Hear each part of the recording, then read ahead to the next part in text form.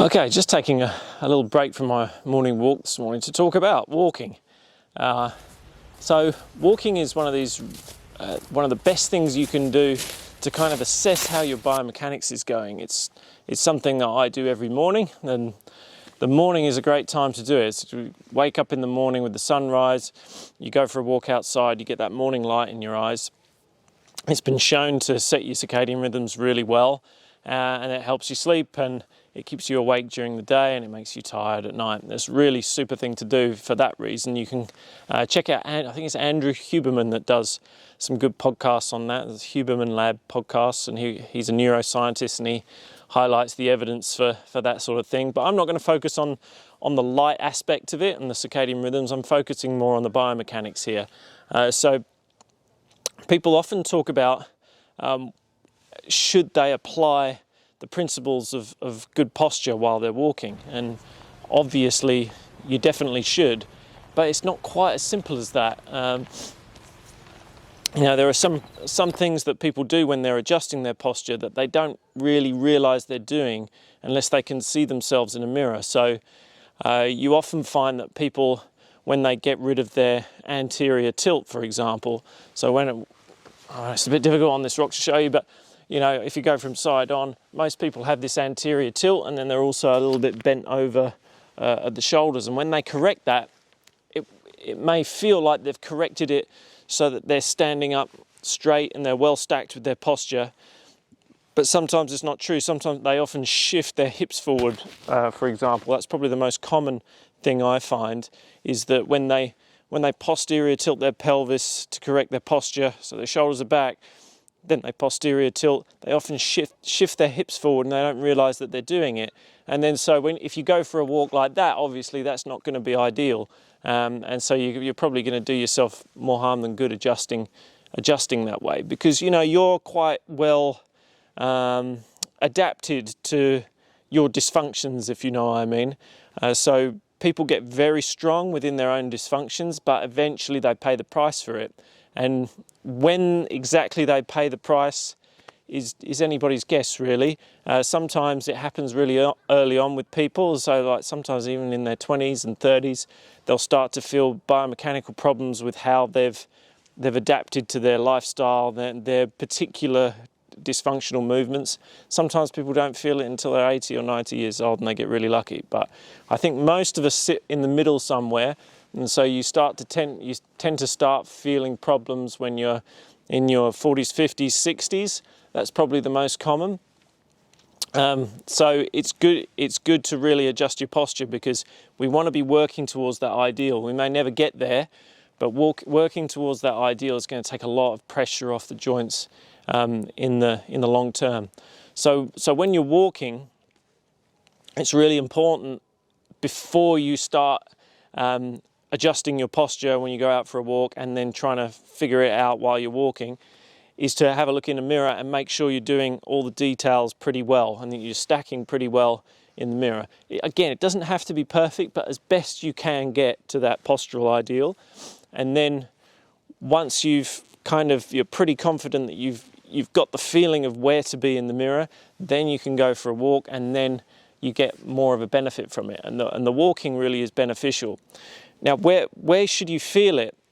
So I don't know how far along you are when it comes to how well you're holding a static postural position.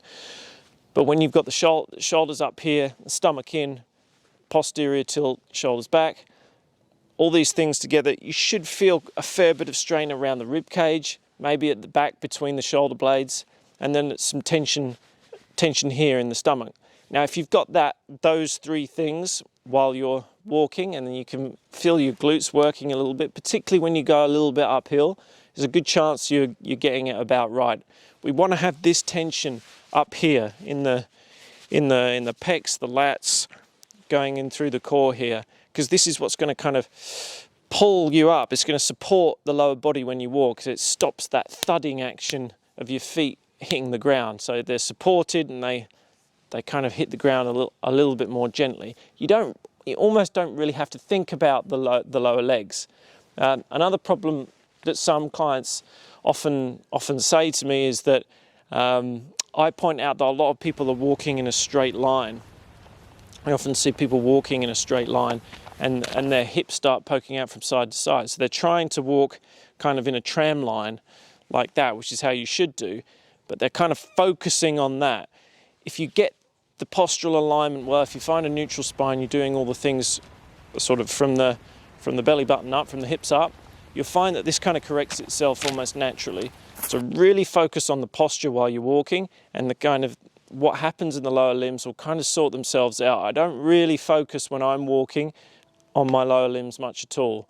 It's really up here, good posture, breathing through the rib cage, keeping the stomach sucked in. It's much harder than you think. You'll wake up some mornings and you'll feel really good doing this. You'll feel like your rib cage is expanding. You'll feel like you have good intra-abdominal pressure here. You can get your shoulders back well, and you can feel the tension around the core and up here in the pecs, the lats, between the shoulder blades. You actually feel it. And then other mornings, it's just hard work to really feel it. And that's where the fatigue of the day before, maybe you've done a hard workout, or you've had a really hard day at work, or you're mentally really tired. All these things kind of work against you when you're trying to work out properly, because you'll sink back into your own dysfunction, where you're comfortable. It takes some effort to do this. And that's really what the training is all about. Even when you do all the circuit training, follow some of the circuit training videos I do, or you do a more advanced weight training, or you do some running, it's really about staying fairly focused on being in a position that you're not really comfortable with, that you're working towards that ideal. And the ideal is something that you will not be comfortable, the position that you won't be comfortable in. But if you're moving in that ideal position, it's a lot safer. And there's a lot of rotational stuff that I do, for example, with weights, and those movements will be a heck of a lot safer the closer you are to the ideal. Like, as I said, you don't have to get exactly to the ideal, but we're working towards the ideal all the time, even when you're walking. And it's such great practice. You can go out for a walk this morning. It's a lovely morning here in South Korea. I'm just in the woods at the moment, and I've been going for a walk and just thinking about it most of the time. It's